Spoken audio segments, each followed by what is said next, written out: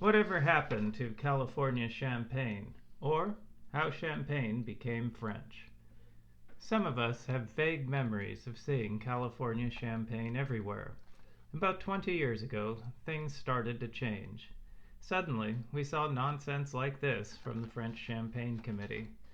Champagne has a long history of production in many places. These legal maneuvers are part of marketing, which draws artificial distinctions. If French champagne were unique, their marketing wouldn't be necessary. As it turns out, California champagne still exists in a more limited way than before. The stories of this drink in California and how it became French are complicated. The story of champagne begins in Champagne, France before the 1600s. A still beverage known as champagne came from there. It is now known as coteaux champenoise. Bubbles were a fault back then, and they still are. It is limited production, and, as the slogan goes, it only comes from Champagne. We were unable to locate production anywhere else. The story of modern champagne begins in England in the 1600s. During this first wave of popularization, preferences changed. The faulty batches with bubbles were in demand. According to the article linked in the description, two English inventions made modern champagne. The first was the method of producing bubbles reliably, invented by cidermen. The second was the hard green glass capable of withstanding the pressure of fizzy drinks. Now, champagne could be shipped everywhere. It became popular, and it was made in many places, including Germany and Spain. Over 200 years later, the story moves back to California. This label appears to be from the late 1800s, and it states that the company was founded in 1864. At the time of recording, this means that California has produced champagne for at least 161 years. As the story moves to Madrid in 1892, marketing enters the picture.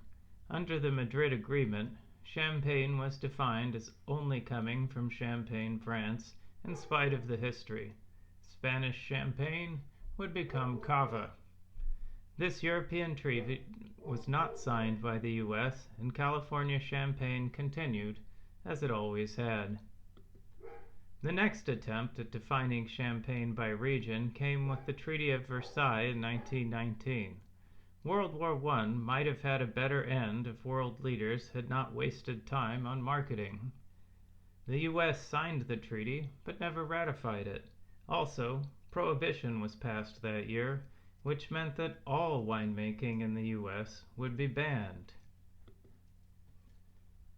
At the end of 1933, Prohibition ended.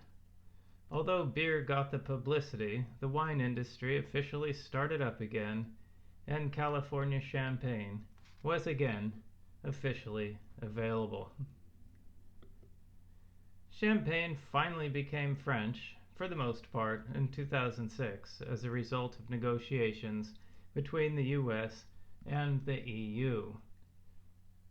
California champagne makers could continue using the name, but the labels had to say where it was from. Existing makers were grandfathered in. New makers could not call their product champagne. In exchange for these concessions, some restrictions on American wine selling in the EU were lifted. Currently, we are in an interesting situation.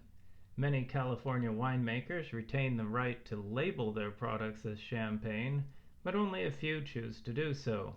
If you count the drinks labeled as sparkling wine, there's probably more California champagne available than ever. Whether or not it will again be labeled as champagne, again, depends on fashion and politics. Can you think of any other products that were relabeled because of marketing and treaties?